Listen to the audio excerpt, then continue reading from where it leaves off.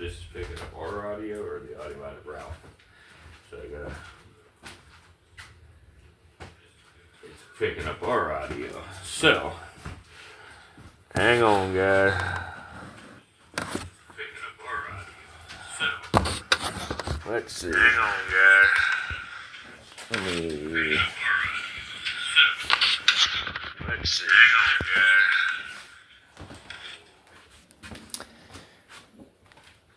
Well, I guess I gotta sit this phone somewhere it don't hear me cussing and stuff.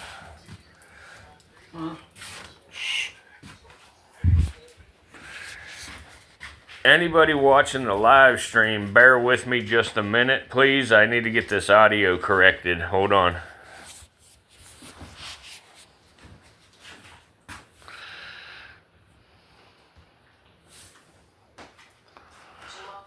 What's up, Aiden? I guess I'll talk with you guys for a little bit during the stream here. Let's see.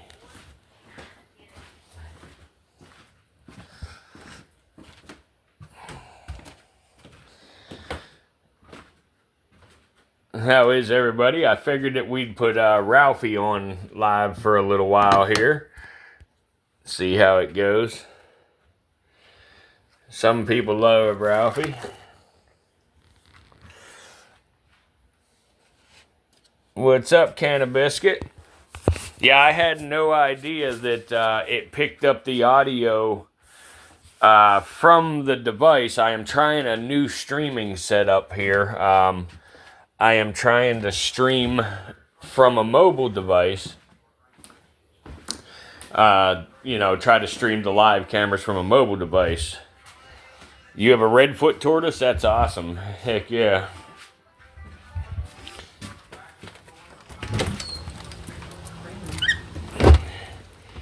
But the audio on there. What up, game in, game out? How are you, brother?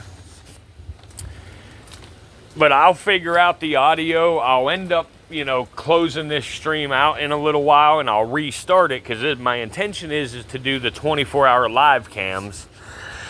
But I need to figure out how to get the audio to pick up the live cameras versus picking up my device audio.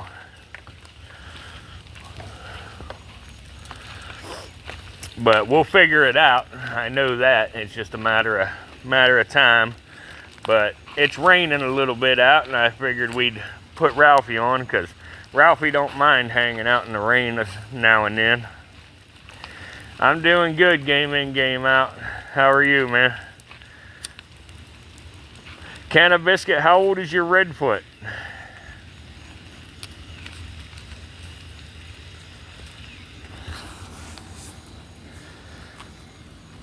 Hey guys, if you will, let me know in the chat if you can hear me talking, please. Hey guys, let me know in the chat if you can hear me talking, please. Yeah, you can hear it. Awesome, awesome. Good deal. So, I know that some of you know, some of you don't, but we are launching our 24-hour live cameras at the Virtual Reptarium, which will be online 24/7. We are going to leave them available for the public for a few days, and then they will go to members only eventually.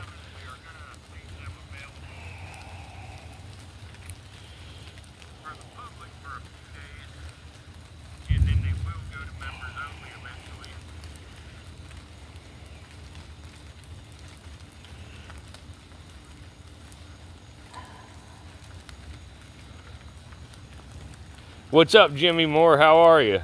Thank you, T. Larson. Thank you. I appreciate it. I appreciate all you guys taking time in the middle of the day to stop in like this and check out the cams and everything. Definitely means a lot to know that people are actually interested in the reptiles we got here.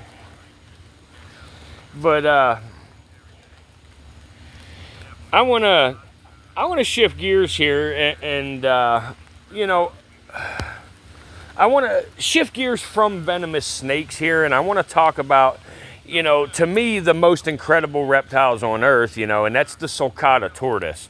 They're also known as the African spurred or the African spur-thighed tortoise.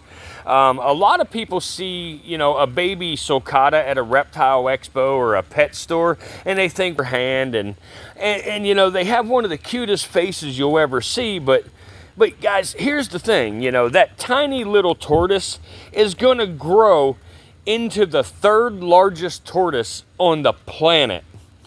Like you see here. You know, that tiny little tortoise, you know, is just going to get massive. You know, fully grown males can weigh over 180 pounds. Like the one you're looking at here, his name is Ralphie. And Ralphie is 257 pounds. I always say he's 260, but he's really 257. He is massive. Now, some individuals have been known, just like Ralphie, to exceed 200 pounds. Ralphie is quite possibly a world record. I don't know for sure. But imagine buying a pet that starts out smaller than your cell phone and eventually weighs more than an adult person. You know, and that's why education is so important. The sulcata tortoise is native to the southern edge of the Sahara Desert in Africa.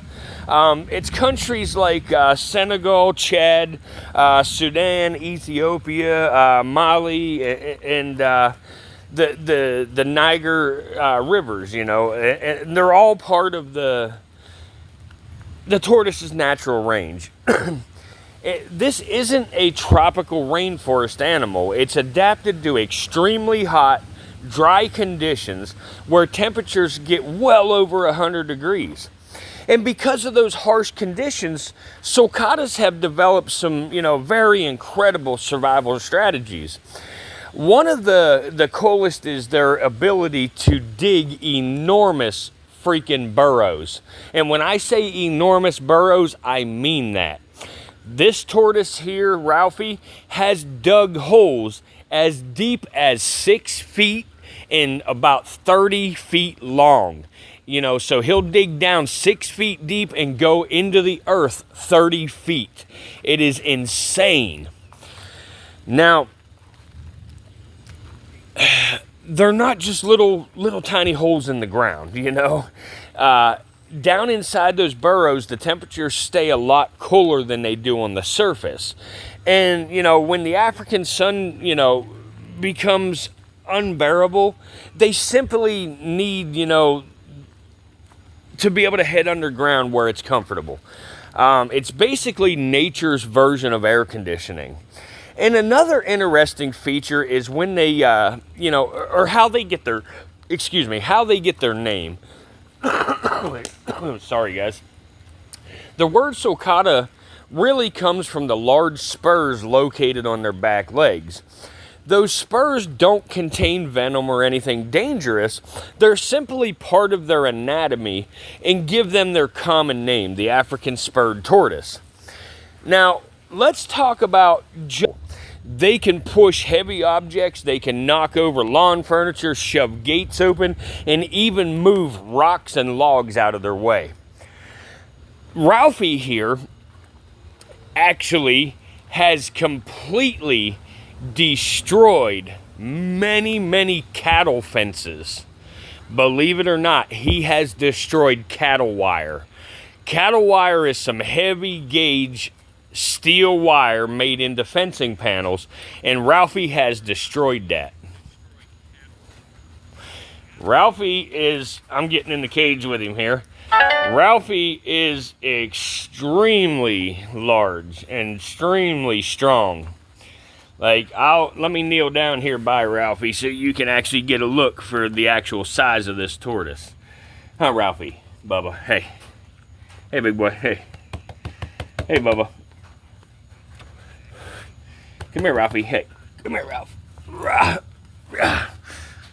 Come on, Ralphie. Hey, bud. Hey, bud. Hey.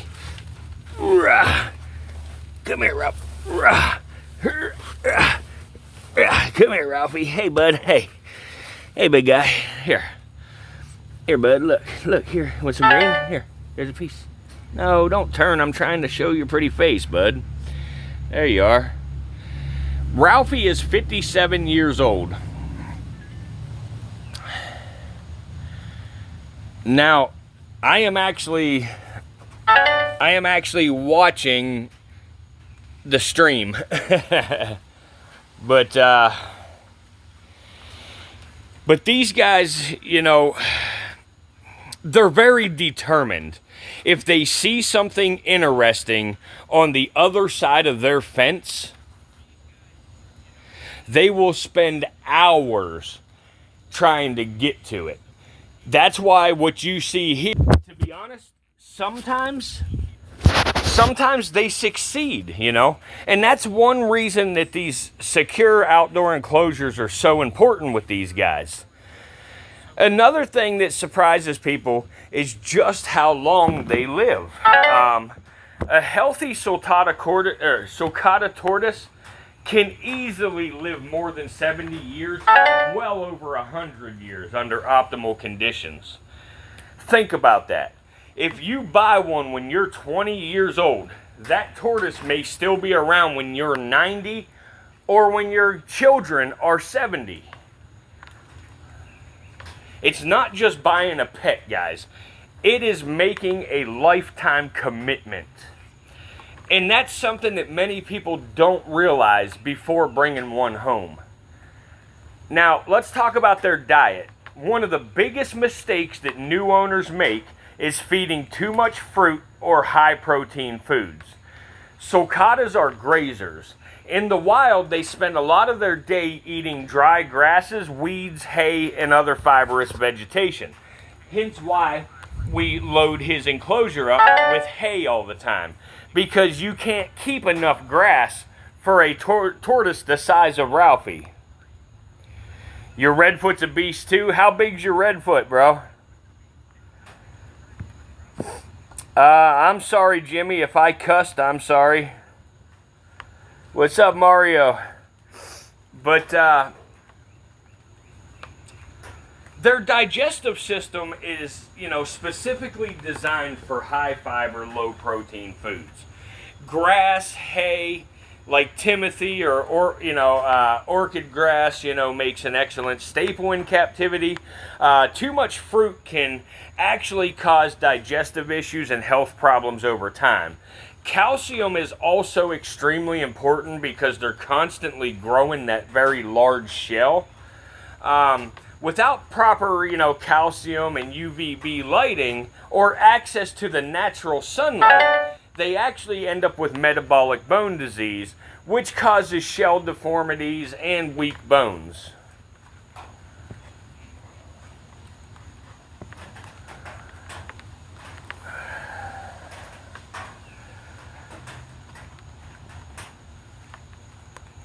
Now, speaking of the shells, did you know a tortoise's shell isn't something they can crawl out of? A lot of cartoons have made people think that turtles and tortoises can leave their shells behind, and that's completely false. The shell is actually part of the skeleton. Their ribs and backbone are actually fused directly to the shell. You know, he cannot come out of here, as you see. Ralphie loves being scratched on the neck and everything. Like, sometimes he flinches at first, but once he gets out, I can pet him on the neck, and, you know, there you go. See, as I pet, he brings it out. But, I mean, they are so strong that a grown man, even one my size, you know, I am 6 foot 2 inches tall, 250 plus pounds, and I still cannot hold this tortoise back if I want to. Mario, they actually get... I have never once in all my years of having Ralphie out of a bowl.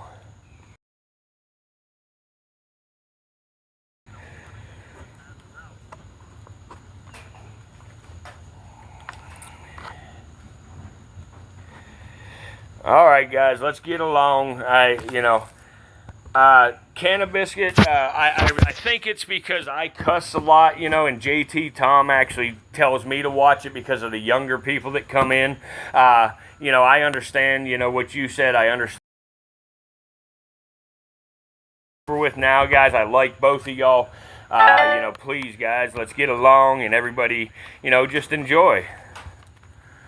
But, you know, the shell actually contains, inside of the shell, there's blood vessels, you know, there's nerves. So they can actually feel when you touch their shell. Now, another fascinating fact about the sulcatas is that they don't hibernate the way some North American turtles do. Instead, when the temperature becomes too hot or too dry, they often become less active during the hottest parts of the day, conserving energy until the conditions improve.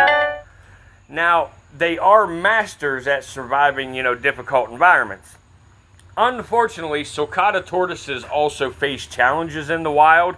Things like habitat loss, expanding agriculture, overgrazing by livestock, and collection for the pet trade have all impacted wild populations.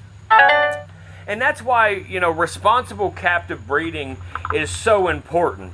You know, buying captive bred animals helps reduce pressure on wild populations, you know, while ensuring healthier animals, you know, that are already accustomed to life around people. And here at the Virtual Reptarium, that's one of the biggest messages we try to share. Education leads to conservation. The more people understand these incredible animals, the more likely they are to protect them. You know, every reptile has a purpose, whether it's a venomous snake controlling rodent populations or a giant tortoise grazing across the African landscapes. Every single species plays an important role in the ecosystem. And that's why we love teaching about them. You know, it's easier to fear animals that we don't understand. But once we learn about them, that fear often turns into respect. And guys, before I wrap up what I'm talking about here, here's one last fun fact. The sulcata tortoise actually have distinct personalities. Some are incredibly social and enjoying interacting with keepers, and others are stubborn, independent, and seem determined to do everything on their own. Like you see Ralphie here, he is very social. He likes to interact, you know. He just likes little scratches on the chin and everything, you know, but he's very cool. Now, I have a couple others that aren't so social as Ralphie, you know. Hey, bub, what are you doing? What are you doing, good boy? But, yeah. But, you know, many owners swear their tortoise recognizes them and even comes over when they hear their voice. You know, whether that's because they know food is coming or because they genuinely recognize their caretaker is still debated. But either way, they're far more intelligent than many people give them credit for. So, you know, the next time you see one of these amazing giants, just remember, you're looking at an animal that can live for generations, you know, survive one of the harshest environments on Earth, dig, you know, incredible underground homes, and grow to well over, you know, 100 pounds, sometimes over 200 pounds, and become a lifelong companion for the right owner. They may not be the fastest reptiles, they may not have venom, they may not strike like a cobra or a rattlesnake, you know, and they may not rattle like a diamondback, but they are absolutely one of the most remarkable reptiles on our planet. And guys, I really want to thank y'all for listening, and if you've enjoyed learning about the sulcata tortoise, please smash that like button for us. Maybe consider subscribing if you want to check out more of these videos later, and maybe even share the stream with someone who loves reptiles. Every single like, every single comment, and share all help the YouTube algorithm introduce more people to the Virtual Reptarium and our mission of educating people about these incredible animals and the importance of conserving them for future generations. Yeah, he got a very long neck.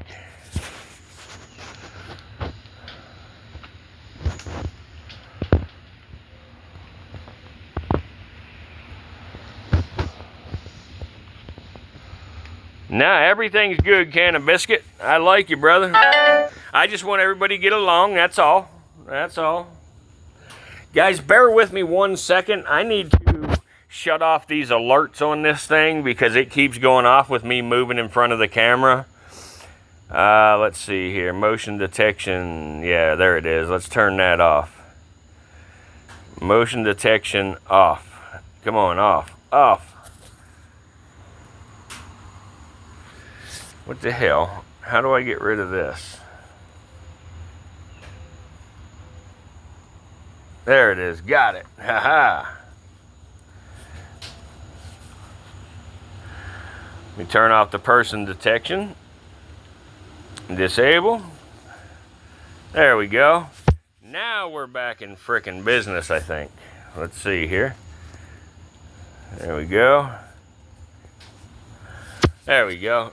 Alright, now we're back in business.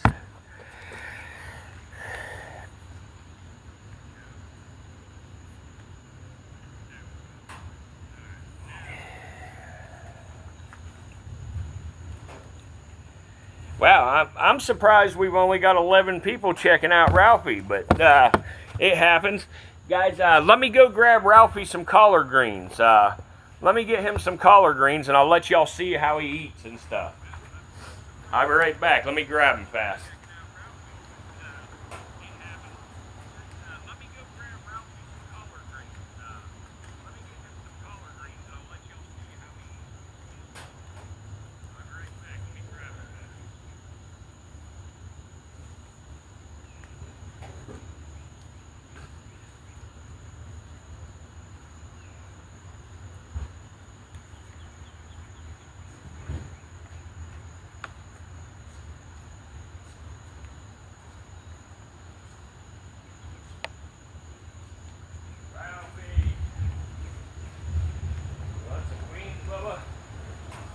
It's not a lot, Ralphie. It's only a bite or two for you, Bubba, but let's show these guys. Let's show these guys Ralphie. Hey, Ralphie, you want some greens? Ralphie, want greens? Come here, Bub. Come here, big guy. Come on, big guy. Here we go. Come here, big guy. Here. Look. Here we go. Let's see here. Let's do this. Let's do this. There we go.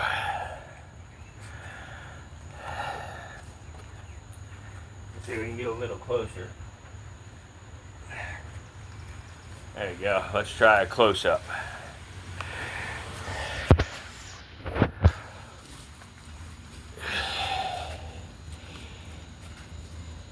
Jimmy, the gators at my place in Myrtle Beach, buddy.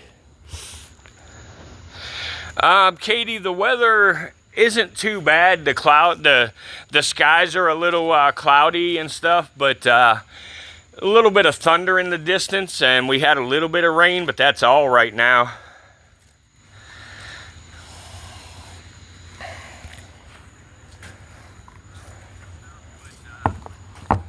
So guys, with the live stream, the way I'm doing it right now, is the video quality any better than normal? Yeah, game in, game out. He's strong enough for small kids to ride him.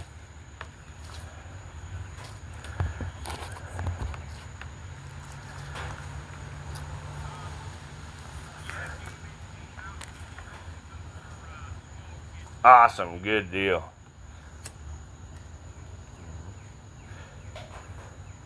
I'm using a program called Prism on the phone to actually stream the live cameras from the phone,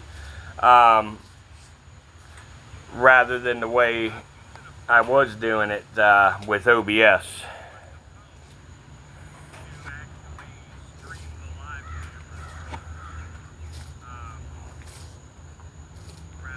The only thing I got to figure out is how to stop this audio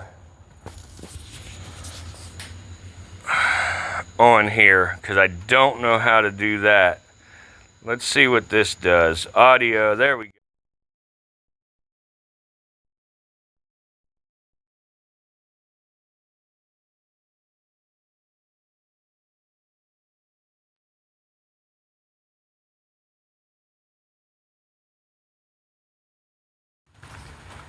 Awesome, guys. I figured it out how to shut the audio down.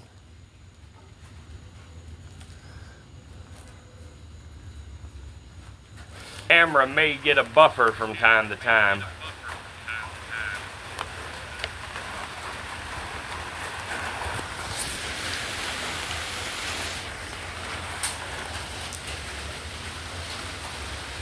Now it's starting to rain a little heavier.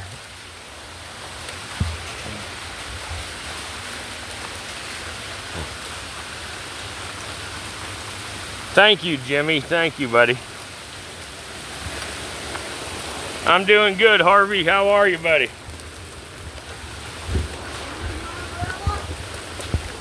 Huh? I'm coming in.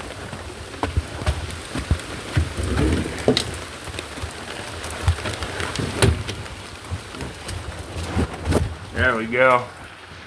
Sorry, guys. Let me fix the camera now here. I accidentally pushed a button here. There we go. Sorry about that. What's up, Iron Sword? You're in here too.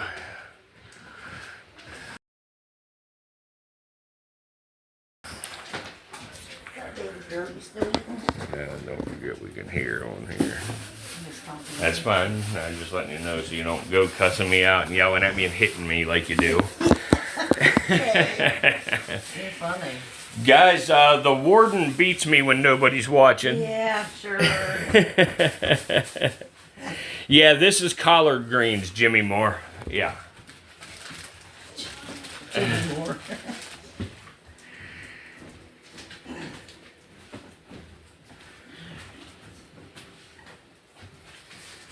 I'm going to take a break now. All right. We're just watching Ralphie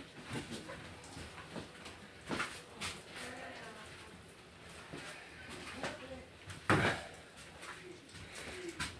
Katie, you're supposed to stick up for me. You don't even know the warden. You know me. You're supposed to stick up for me and tell her not to beat me. The Iron Sword has saw the warden beat me up before.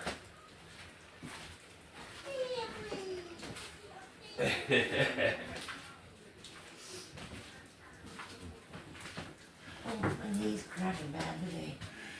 Oh, I have a big snap. Yeah, he might bite the camera. Now, as soon as he's done with this pile of greens... Well, shit, it buffered. As soon as he's done with this pile of greens, I will get him, get the camera. Just a little piece, so you can see him eat. I already fed him. Yeah, he don't mind. Yeah, no kidding, but my pocketbook minds. Yeah, Harvey, he's 260 pounds. He's a huge tortoise. Very huge tortoise.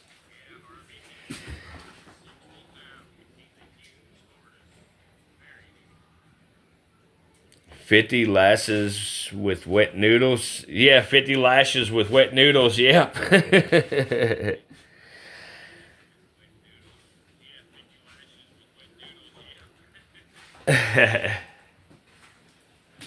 So after we're done with Ralphie on here, what snake would y'all like me to show on the live cameras? And don't say Bob, Jimmy.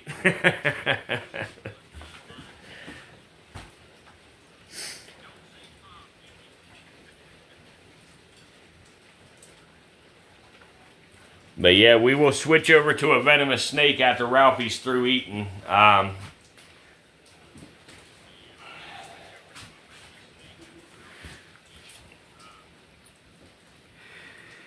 Game in, game out. Buddy, I hate to disappoint, but I just fed the king cobras the night before last, so they're juveniles, so I can't mess with them right now because they'll regurgitate. But if I give them another day, then I can do the king cobras.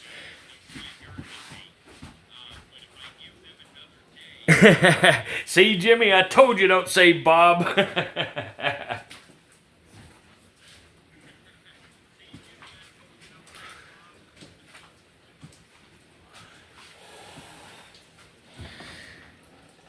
But yeah, game. I just worry about them regurgitating.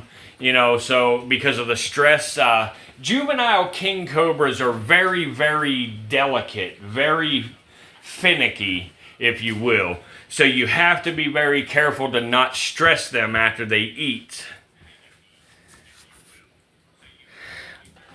Yeah, a gaboon is definitely possible. Yeah, Harvey, the camera that I'm doing right now is 24-hour live cameras. So we will have a stream going earlier like this, Harvey, but I normally won't be on here narrating. It'll be an audio loop.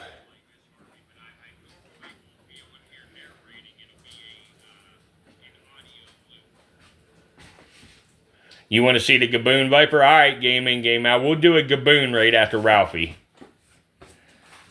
Absolutely.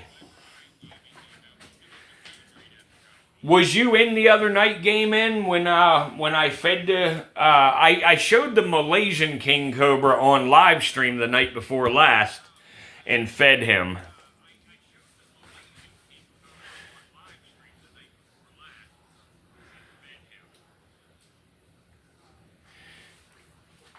Yeah, Harvey, I would love to do my other live streams earlier like I used to, but for some reason the crowd seems to be a lot better late at night. You weren't in game in? I'm sorry, man. Yeah, we fed Josh the King Cobra the other night on live stream.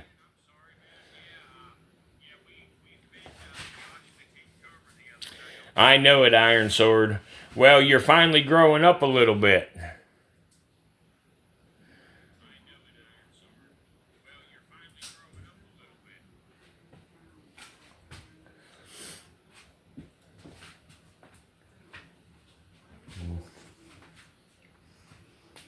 Bertha? Yeah, we'll do Bertha.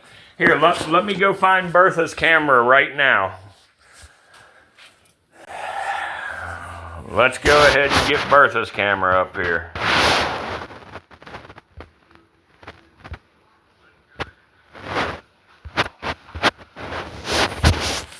I'm still learning this setup, so I don't know how to do it exactly yet. But I gotta figure out how to get rid of this chat.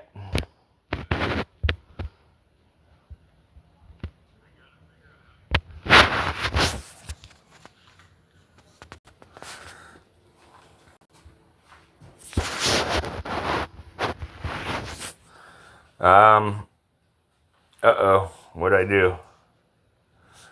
No, I don't want to end the stream. I don't know what I did here, guys. How do I make that smaller? Right there. Okay, there's that. Now let's go try to get Bertha. Hopefully Bertha's in a position we can get her up here. Let's see. Yeah, there she is. There's Miss Bertha. Let's make her full screen.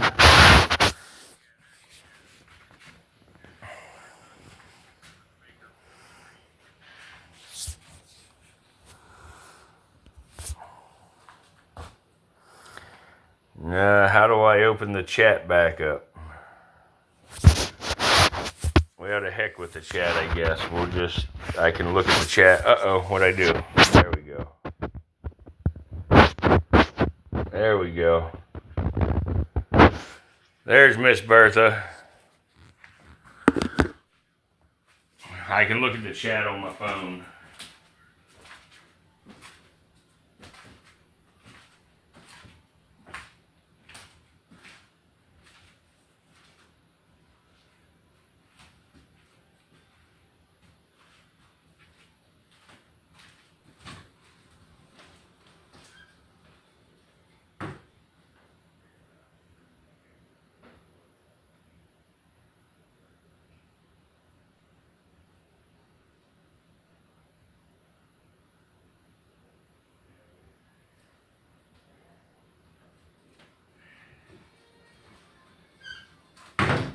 Oh yeah, Bertha is really huge. Bertha is actually over 6 feet long, and she weighs almost 37 freaking pounds. That is a massive gaboon viper. You can even see the horns on the end of her nose there. They're just massive, massive horns. Do I ever show the rhino vipers? Occasionally, Katie. I haven't showed a rhino in a long time, though. Wow, yeah, I will have to get the rhino on the live camera too. So I will get a rhino viper on the live cameras over the next 24 to 48 hours for us, because I haven't done that in a while. I got to get my son Skylar to go out there and put a camera in there. Yeah, she's a pretty one, Harvey. She's going to have babies. She was bred with a Tanzanian puff adder, so she's going to produce hybrid babies.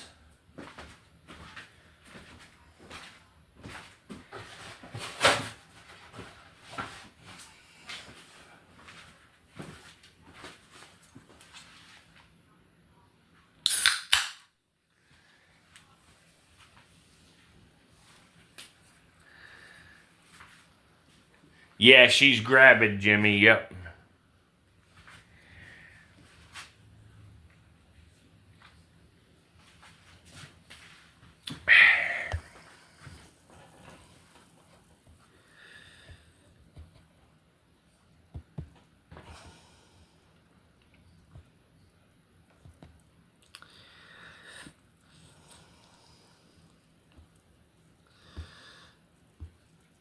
You bitch. Come on, man. There you go. I gotta figure out how to bring the communications center back up on here. I don't know how to do it.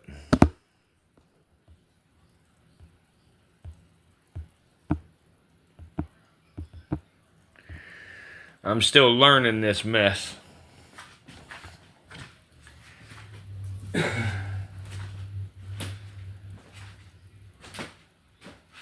Yeah, Harvey, I'm the same way. She's definitely the largest I've ever seen.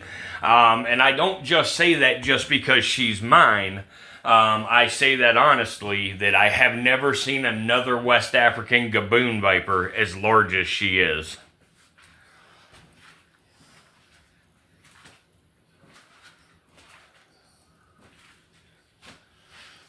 Katie, I don't think there's a name for that hybrid yet. I only know of one of them in the country right now.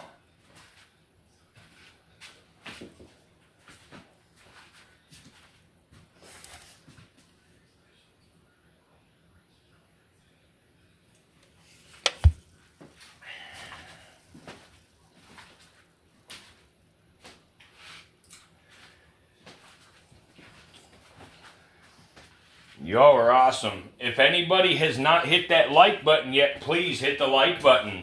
To hit the like button on these streams here, you have to minimize the chat, and then you'll find the thumbs up icon underneath the video there. So please minimize your chat, hit the thumbs up, and that'll help us out getting this out there to more people. Now,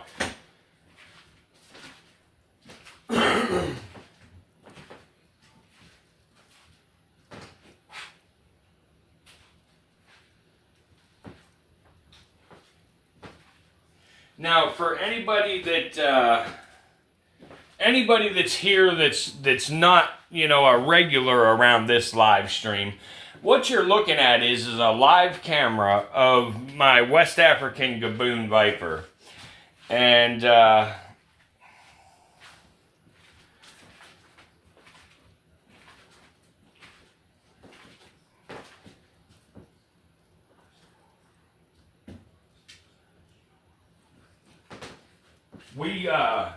we're going to show lots and lots of different live cameras of different venomous snakes on the channel.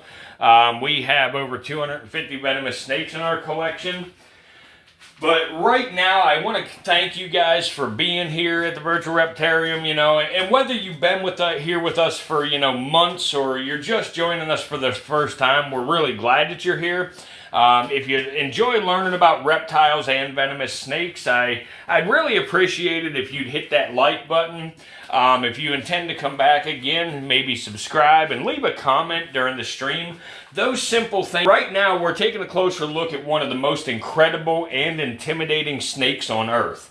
And it's the West African gaboon viper. Now, if you've never seen one before, your first reaction is usually the same as everyone else's. Is that snake looks unreal, or is that AI? And honestly, it almost does look unreal. With its incredibly detailed camouflage, massive triangular head, and enormous body, the gaboon viper looks like something straight out of a fantasy movie. But every feature it has serves a purpose and has been perfected by millions of years of evolution. The West African gaboon viper is found throughout the tropical rainforest and the woodlands of Western and Central Africa. Unlike many venomous snakes that prefer dry deserts or rocky hillsides, gaboon vipers really thrive in the humid forests where the ground is covered with fallen leaves. And that's where their camouflage becomes almost unbelievable. Their color pattern isn't just beautiful, it's one of the best examples of camouflage in the animal kingdom. Those browns and creams, purples, blacks, tans, yellows, whatever. All those markings all blend together perfectly with dead leaves on the forest floor. You can be looking directly at one of these animals and still not see it until it moves. That camouflage isn't meant to hide from predators as much as it is to help them ambush their prey.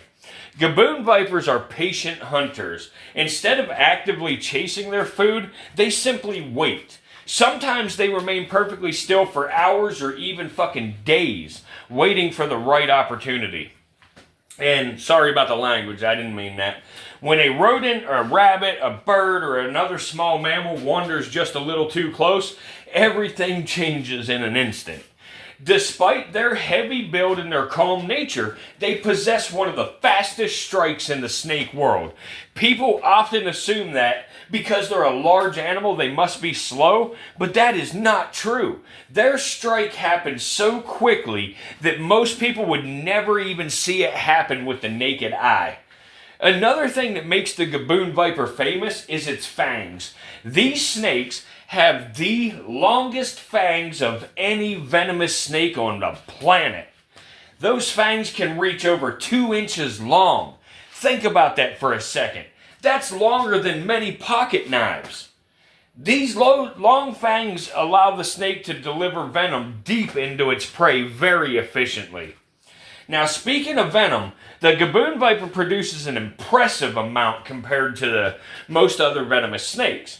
While the quantity is remarkable, bites to humans are very rare because gaboon vipers generally have calm temperament and usually rely on staying hidden rather than confronting threats.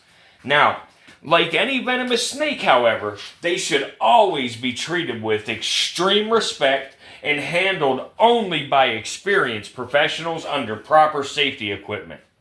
Now, one thing I really appreciate about gaboon vipers is that they don't go looking for trouble. They are not aggressive animals, they are defensive. There's a huge difference. If you leave this animal alone, they'd much rather remain hidden than waste energy attacking something that they can't eat. Unfortunately, many snakes get a very unfair reputation because people misunderstand their behavior. Here at the Virtual Reptarium, one of our goals is helping people replace fear with knowledge. The more we understand these animals, the more we realize they are not monsters. They are simply wild animals doing exactly what nature designed them to do. Another fascinating feature is the gaboon viper's head.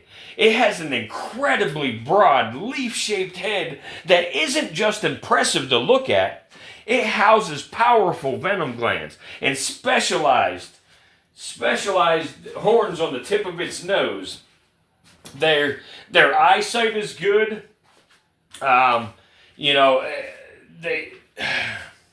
It's like, what do I want to say here? I don't know what I want to say here. I'm sorry, guys. I lost train of thought. I guess when people hear venomous snake, they often think the only thing that matters is the danger. But venom is actually one of nature's most fascinating biological tools. Scientists continue studying snake venoms. What the hell happened? There we go.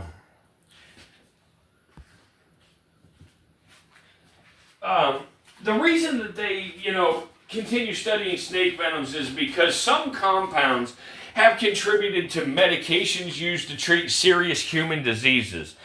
Things like heart conditions and blood disorders. Now, research into the venom continues today. And every species, has the potential to teach us something new. And that means protecting venomous snakes isn't just about protecting wildlife. It's also about protecting opportunities for future scientific discoveries. Gaboon vipers also play an important role in their ecosystem. They help control populations of rodents and other small animals. Without predators like these, prey populations can increase dramatically, affecting crops, forests, and the balance of the ecosystems. Every species has a job, even the animals that people fear. One of the things that really amazes me most about the Gaboon viper is how relaxed they often appear. Many will barely move unless they absolutely have to. They are absolute masters of conserving energy, just like me.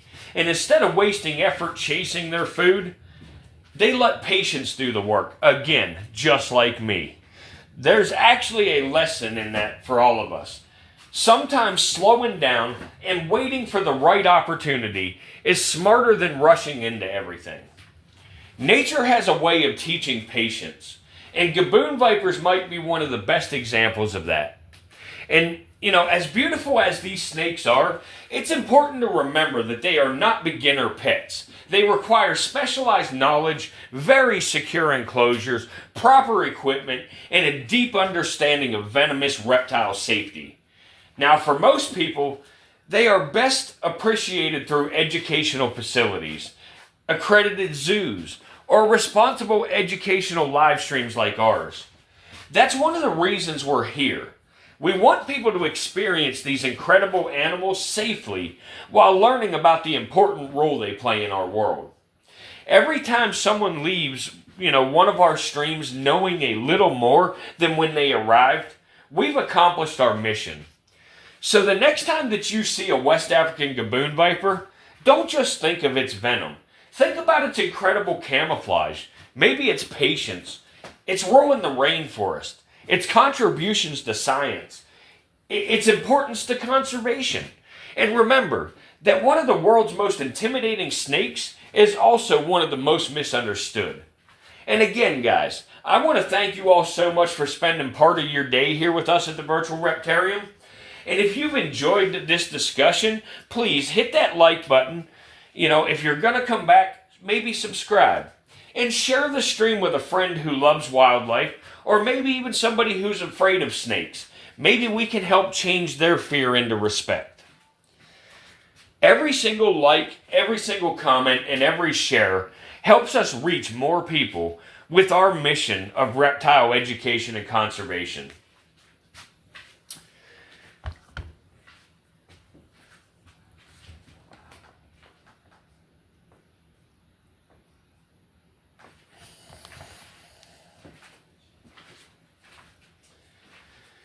You guys let me know if there's another snake you would like to see.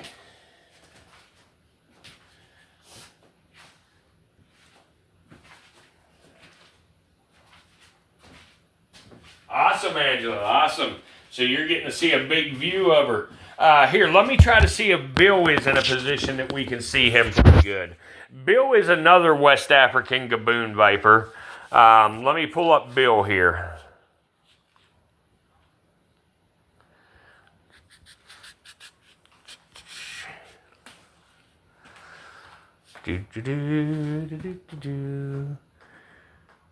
Yeah, there's Bill. Now he's got his tail towards us. Let's see here if we can zoom in. Let's turn it sideways. There we go. Yeah, Bill has his head hidden down on the other side of his body But here's another look of some of the variability within the species. As you see here, Bill's coloration is quite a bit different than that of Bertha. They are both, you know, amazing, absolutely amazing animals, beautiful animals. But Bertha's about 7 years old, Katie. No, they are not different localities. They are actually the same locality, but they are, you know, just dramatically different, you know. It's sort of like plants, for example. You might have, you know, the very same pack of tomato seeds, and you plant those tomato seeds, and you have 10 plants, but all 10 of them look different.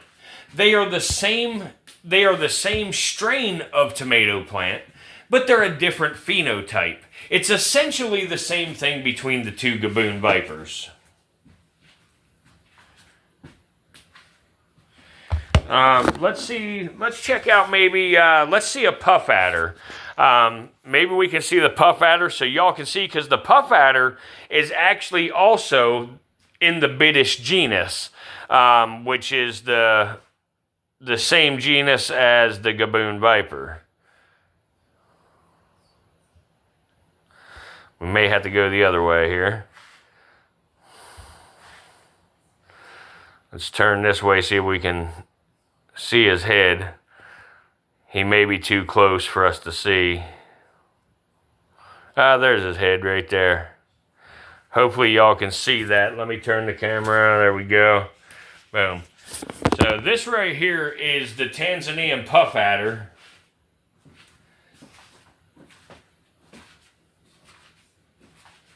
Absolutely, Angela. But yeah, there's the puff adder. You see him moving around just a little bit. I actually forgot to give him his plants back before I left when I cleaned his enclosure, unfortunately. So he probably feels a little uneasy, but there's nobody moving around there or nothing, so he shouldn't really get, you know, distracted or get too, you know, stressed out or anything.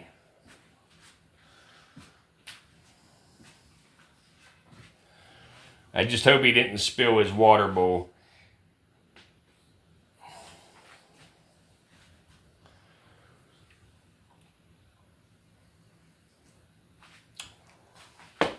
Am I doing feedings live? I'm not feeding live right now, Angela, but I will be doing the feedings live. I'll be doing a live stream tonight at about 11:40 p.m. Eastern. And I do have to feed a few snakes tonight on live stream.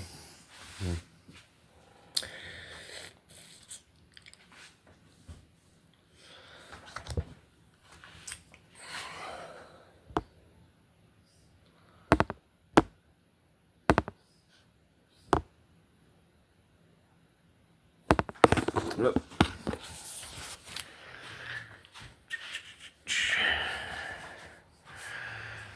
And here's a good look at the pattern of the puff adder. Here, let me get it turned back so y'all can see. There we go. Let's see here. Get that off the screen. There we go. So this is what the pattern of the puff adder looks like.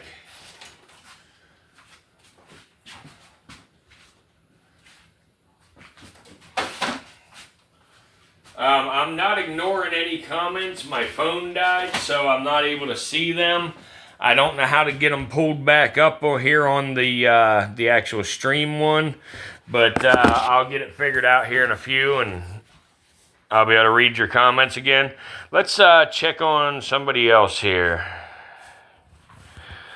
Let's see what we got here today. Let's see where Little Snitch is at. Little Snitchy, where you at, bud? Where you at, Snitch? Where you at, Snitch? I don't see you today, buddy. Uh-oh, where you hiding? Where you hiding, Snitch? Come on, Bubba. Let's find you. Oh, I see Snitch. There he is. I see him. Let's see if we can zoom in enough to see him here. There we go. Man, let's try that. There he is. You can't see him real good, but let's try this so y'all can see. There's Snitch there. Snitch is our tangerine albino western diamondback rattlesnake. You know what? Let me pull the stream up on my laptop. I'll be able to read your comments there. Let's see here.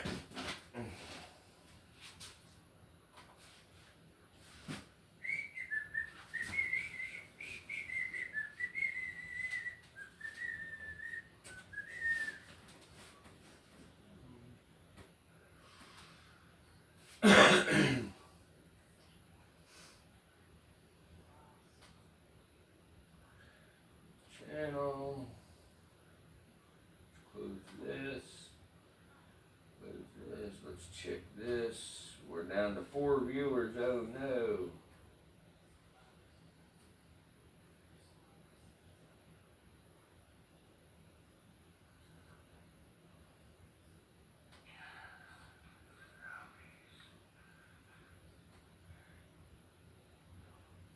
There we go.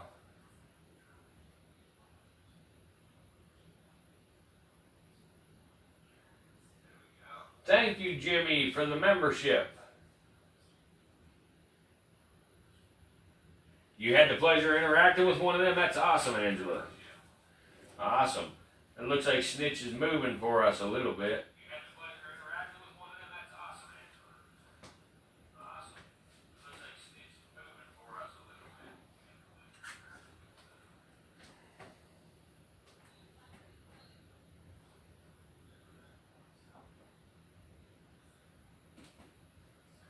a little bit. No, they never try to bite the camera.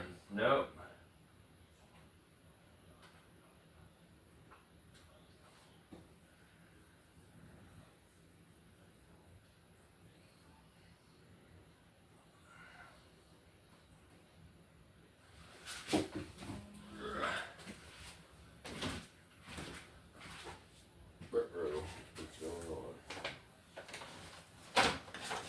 What's going on here with the name?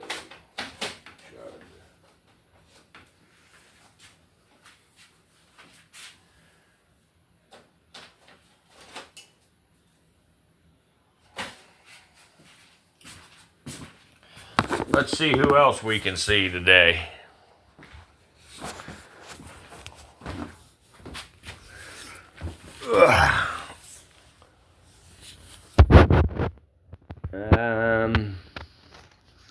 Let's see if the forest cobra's out. I doubt it. He's probably hanging out in his bowl. He's always hiding in his water.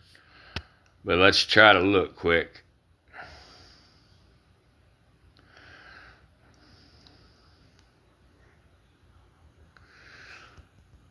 Yeah. Yeah. Yeah, he's in his water, so he's a hiding. Ooh, what the hell?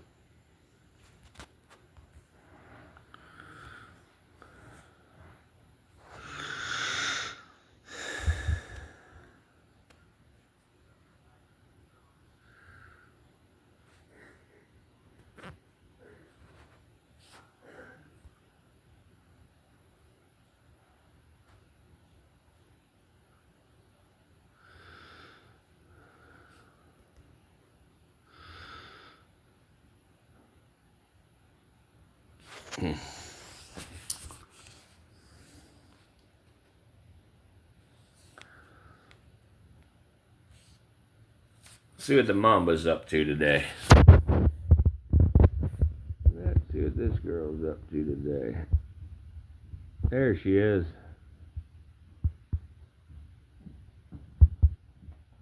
Yeah, I'm here. Meaner than a snake.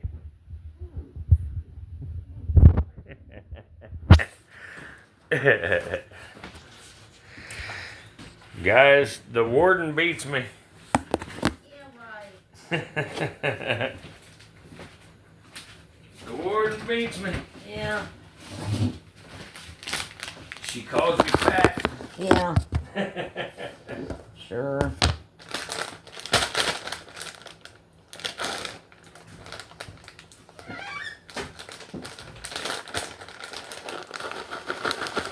Yeah, you know, a lot of snakes are active both day and night. Some of them do their hunting more in the night than in the day, but most elapids are daytime, and a lot of vipers are crepuscular. Crepuscular means that they are more active at dusk and dawn because it gets too hot during the daytime, so they need to do it, you know, whenever it's a little bit cooler.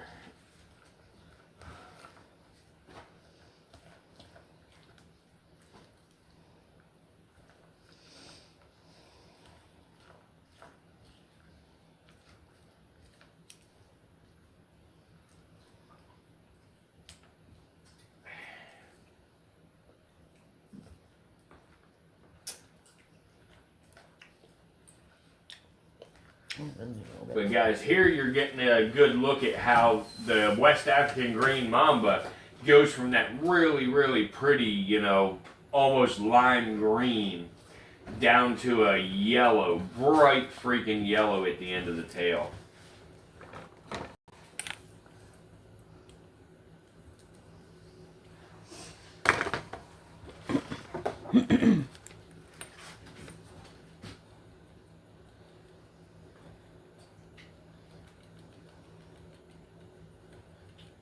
Well, I saved your day then, Katie.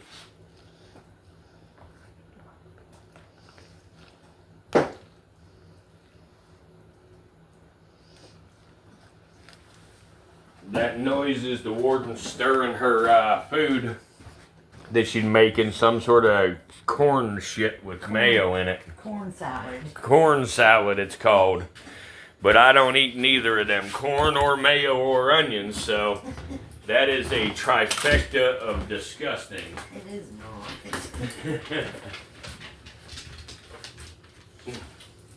That sounds like a recipe for a nasty toilet bowl. Corn and mayo and onions. Yeah. It'd be like a fucking machine gun on the and toilet. Cheese, don't forget the cheese. Oh, and some cheese. And then you put chili cheese on it. Then you put chili on it. Your chili cheese chips. Oh yeah, the chili cheese burritos. They go on top. Yeah. When you're ready to eat it. Jimmy says it sounds good. It looks good. I just don't do mayo, guys, that's all. I don't mind the taste of corn. I just don't like when it comes out a month later.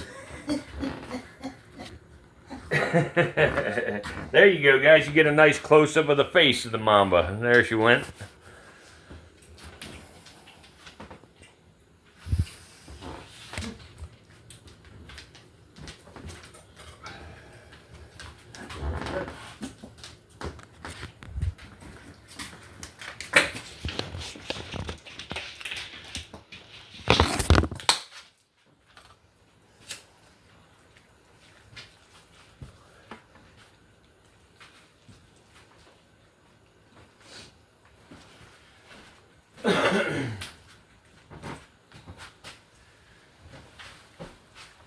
And the way you can tell the video's not frozen, you can see the counter moving up there at the top. You know, that's actually the snake just holding still sitting there.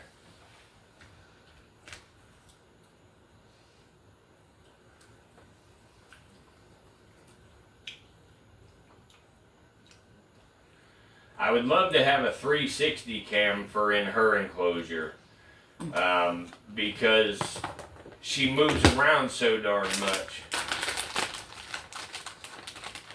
Yeah, exactly, Katie. That's me too. I don't eat it that often because I'm not digesting it. Every now and then I'll eat a couple bites of corn, but not much.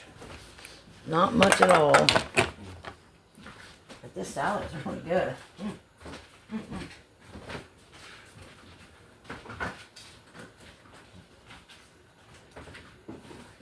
This mamba's been trying to escape for 2 years now. She got lucky one night and got away from me. I was moving her from one tub to another, And I don't handle this snake without tongs. I use tongs with this snake every time. I don't like to use tongs, but she is so twitchy and so fast that I gotta be careful. And my tongs, the little cable that runs down the center that actually actuates the jaws, broke. And it was the middle of the night, it was dark out. The tongs broke, I had her outside doing it. Art was holding the flashlight. He panicked at the same time the tongs broke, dropped the damn light, the light shut off. So we're in the complete dark with a mambo on the fucking loose. So we finally get the damn light, turn that on, and we catch a glimpse of her, and she went up into this gazebo that we have that my old lady is a collector slash reseller. She don't do a lot of the resale part yet, but she's getting there.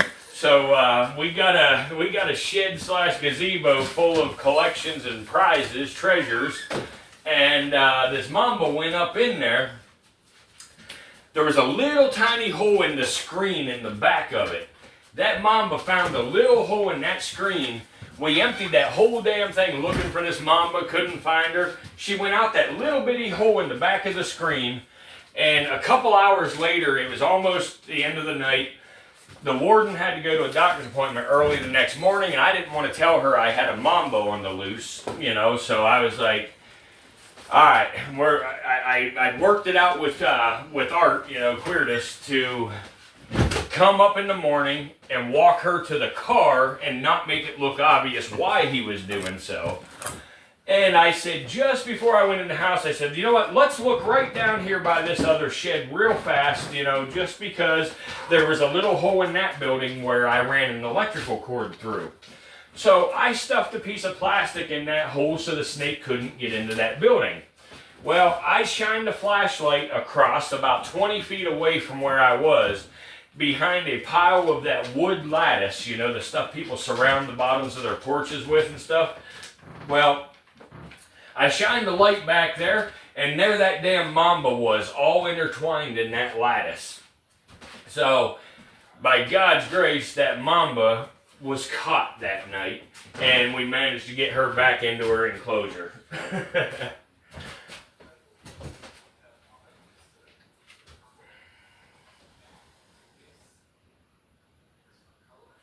Yeah, I build all of my enclosures myself, Angela. Let me pull up another camera view and I'll show you some of my other enclosures here real quick.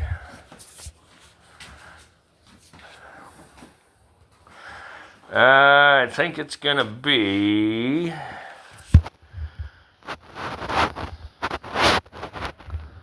is it this one? Yeah, this one here. Yeah, Angela, so this one here, let me turn it sideways so you can see it bigger. There you go. But this one here is some of my enclosures that I build. And try to, come on, there we go. But yeah, so here's some of my enclosures that I build. I build lots of different enclosures, but you know, for the number of snakes I have, there's just no way I could afford to do vision enclosures and stuff. You know, vision enclosures run anywhere from $300 to a couple $1,000, depending on size. And the size of these ones here, you know, they would be an $800 a piece enclosure. So I just can't afford that. Looks like one of the snakes decided to poop in their water. You can see the little timber rattlesnakes down there in the bottom left enclosure.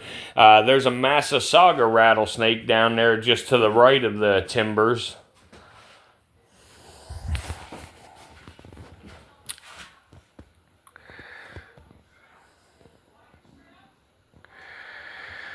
This is, right here is a Mojave rattlesnake.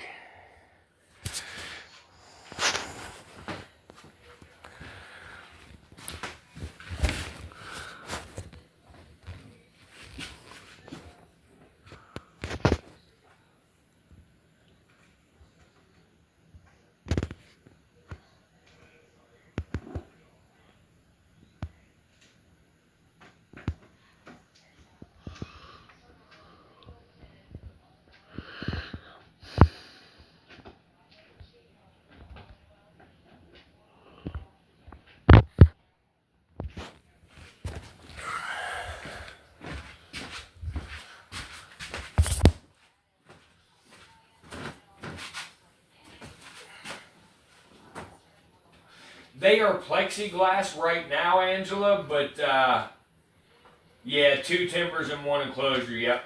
But yeah, they're plexiglass right now. I do have tempered glass for them. Soon as I actually get home after I'm all done remodeling this rental place in Richmond, I intend to put my tempered glass in them.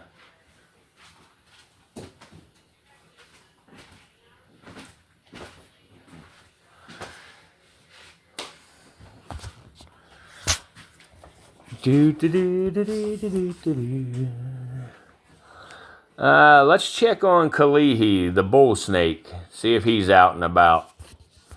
I don't know if he's out or not, or if he's in his enclosure or in his hide.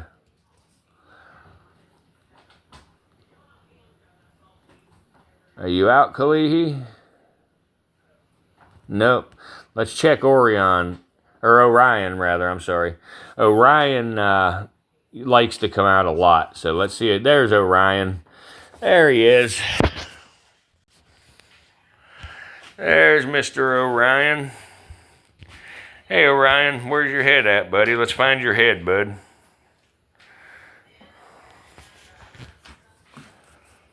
Let's find your head, bud.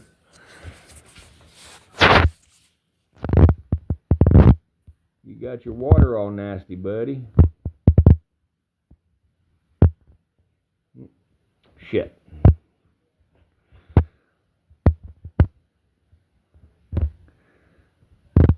There we go. There's Orion. There's his head.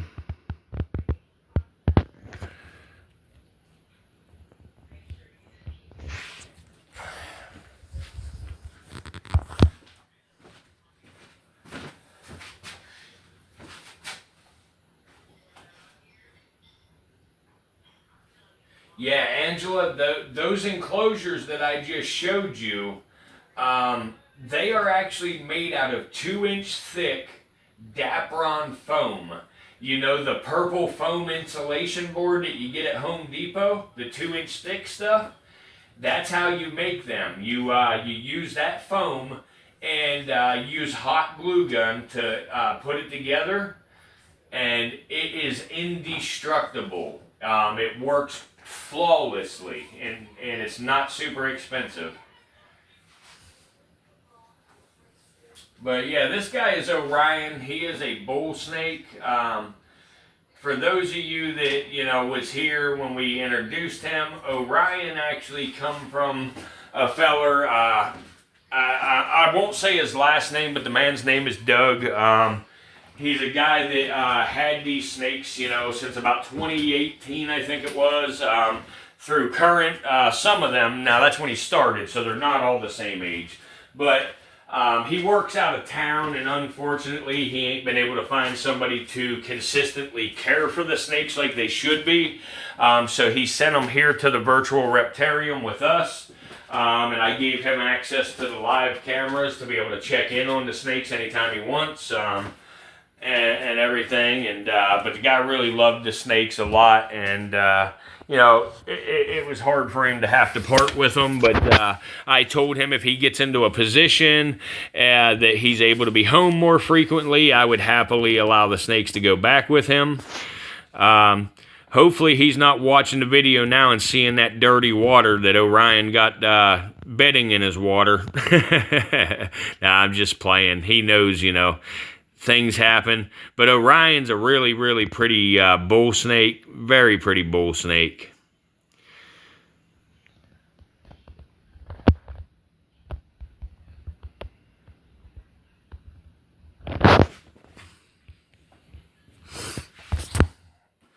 I might check and see if Tiger Lily is out and about. I can send them bull snakes there.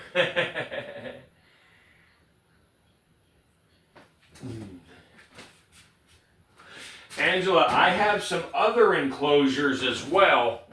I don't know if I can get a view of them, but if you actually look back on a couple, you know, let's say live streams about, let's see, 1, 2, 3, 4, go back about 5 live streams ago and take a look at that.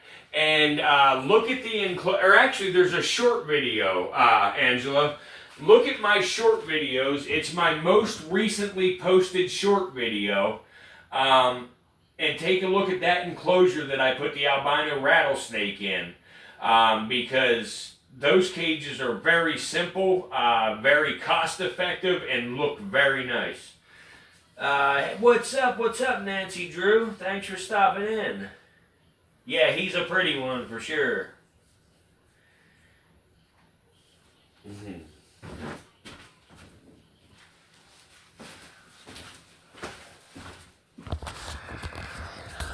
Let's check and see if Tiger Lily is out. Or if she's in her hide. I'm willing to bet she's in her hide.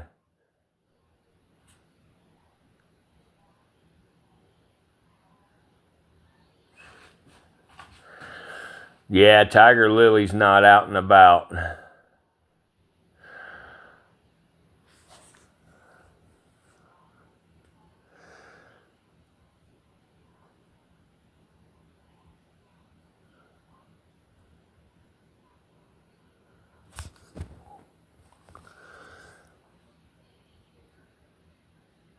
Let's see here. Let's check and see who else is. We could check, see if Scarlett's out. Let's see if Scarlett's out. Uh-oh. I don't know what's up with Scarlett's camera. Scarlett's camera's not loading. What the heck? Scarlett, your camera's online. What's going on? Let's try one more time here.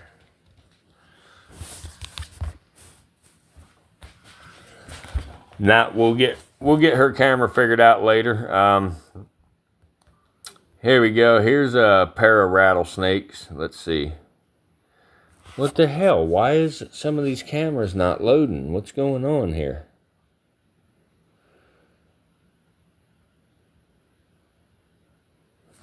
Uh-oh. Uh-oh. Let's see here. Eastern. None of them are loading. What's going on, man? Nicole?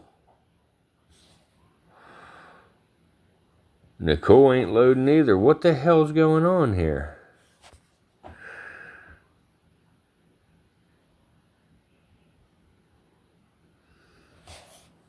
Puff?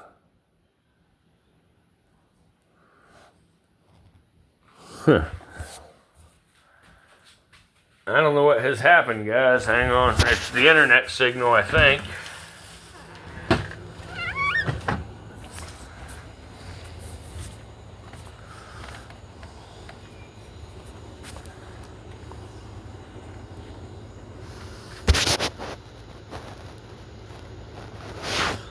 Come on, you fucking pig.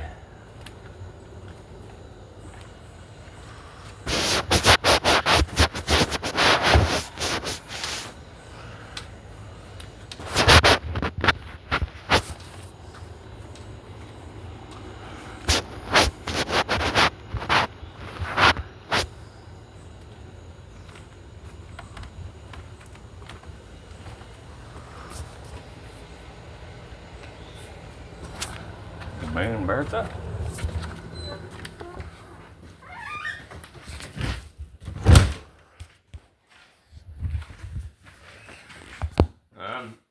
We're gonna have to give it a few minutes, and the internet might be updating. Yeah, that's exactly what's happened. It's updating right now.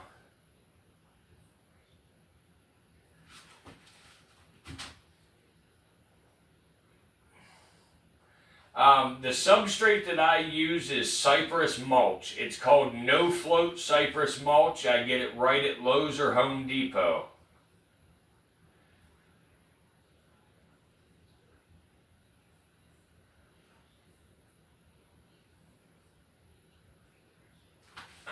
Now, let's see. Usually whenever the camera's updated, it just takes just a few, and it'll get straightened out.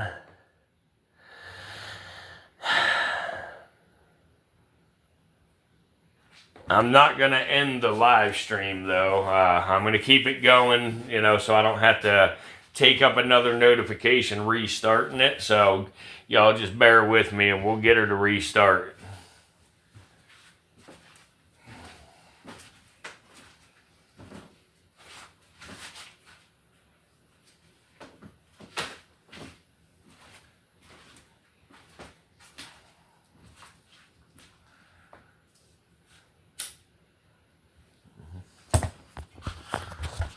Let me exit out of the app for a second here and then go back into it.